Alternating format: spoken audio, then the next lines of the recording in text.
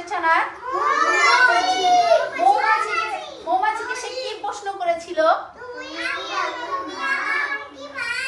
মৌমাছি কি উত্তর দিয়েছিল? তারপরে হাঁসের ছানা আবার কি জিজ্ঞেস করেছিল?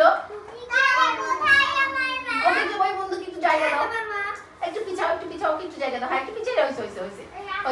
হ্যাঁ হয়েছে, তোমরা ভেরি গুড। তো তোমরা দেখছো এই যে এভাবে কিন্তু আমরা কিন্তু মিলেমিশে থাকবো, তাই না? মিলেমিশে। আজকে আমরা আরো একটা সুন্দর গল্প শোনাবো তোমাদেরকে, জানো? আচ্ছা তোমরা কি কাক চিনো? কাক চিনো? শোনো আমার কাছে শোনো, কাক চিনো? আচ্ছা কাক কেমন করে ডাকে? কাকা করে ডাকে, তাই না? আচ্ছা গুড। আচ্ছা হাঁসের ছানা কেমন করে ডাকে?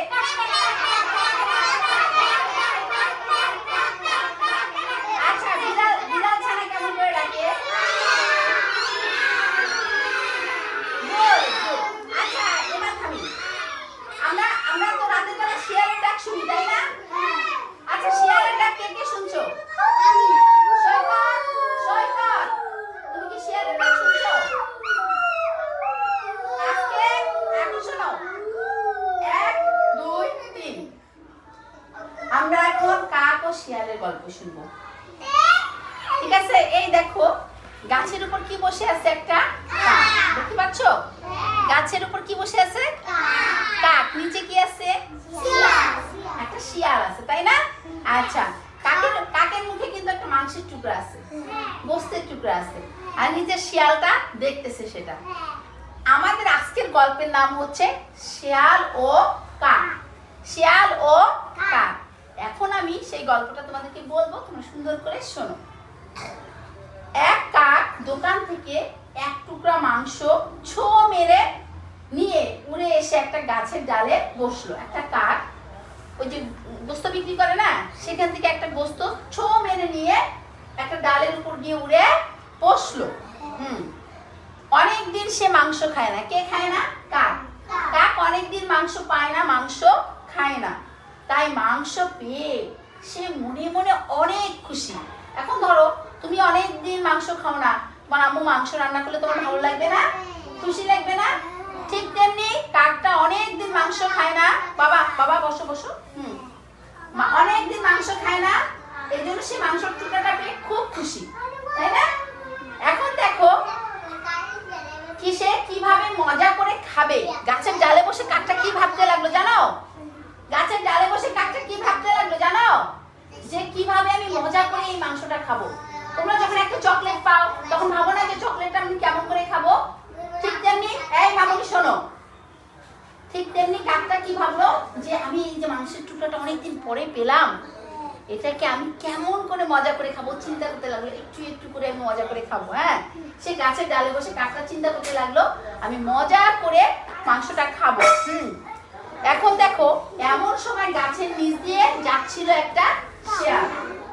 এমন সময় গাছের নিচ দিয়ে কি যাচ্ছিল? একটা শিয়াল।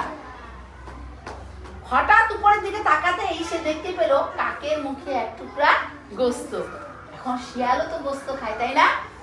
গোস্তটা শিয়ালেরও অনেক পছন্দ, এবং ওর মুখে গোস্ত দেখে শিয়ালের জিভে কি চলে আসলো? পানি চলে আসলো। সে চিন্তা করতে লাগলো আমি কিভাবে কাকের কাছ থেকে গোস্তটা নিব। বুদ্ধি করতে লাগলো সে। হ্যাঁ এখন সে কি করলো জানো? হঠাৎ শিয়ালের মাথায় একটা কি আসলো? বুদ্ধি আসলো। সে কাককে বলল, কাক ভাই তুমি কত সুন্দর। কি বললো?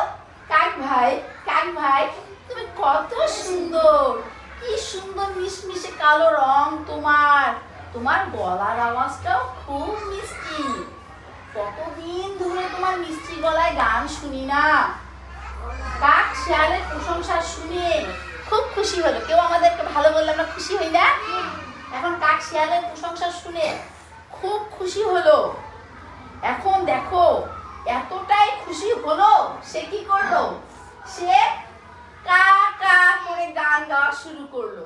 এখন দেখো যেই না সে কা করেছে আর মুখ থেকে তার গোস্তটা টপাস করে পড়ে গেছে, কারণ সে তো ঠোঁট দিয়ে তার গোস্তটা আটকে রাখছিল, তাই না? যখন সে কা করছে তার মুখ থেকে টপাস করে গোস্তটা পড়ে গেছে। হ্যাঁ, আর শিয়াল তো নিচে রেডি ছিল গোস্তটা নেওয়ার জন্য। ও খপাত করে গোস্তটা নিয়ে মুখে খেতে খেতে সে চলে গেল। এখন কাক কাক কিছুক্ষণ পরে বুঝলো তো সে বোকা হয়ে গেল। শিয়াল তো আমাকে বোকা বানিয়ে আবার গোস্ত নিয়ে চলে গেছে। দেখছো, সে কিছুক্ষণ পরে কাক বুঝতে পারলো যে শিয়াল তো তাকে বোকা বানিয়ে গোস্ত খেয়ে চলে গেছে। ওই যে তাকে প্রশংসা করছিল, এই প্রশংসা কি ছিল? মিথ্যা প্রশংসা ছিল, তাই না? এটা ছিল শিয়ালের একটা মতলব, তাই না? যে আমি যদি এরকম প্রশংসা করি তাহলে সে খুশি হয়ে কা করবে আর গোস্তটা পড়ে যাবে আর টুক করে আমি খেয়ে নিব। তা কিন্তু বোকা কাক কি করলো? তার প্রশংসায় কি হলো? খুশি হয়ে কা কা করা শুরু করলো আর গোস্তটা সে ফেলে দিল। তখন শিয়াল খেয়ে ফেললো। তাহলে এই গল্প থেকে কি বুঝলাম? যে কি আরো মিথ্যে প্রশংসায় ভোলা যাবে না। শোনো, এই কাকের এই শিয়ালের মতো অনেক দুষ্ট লোক আছে আমাদের, জানো?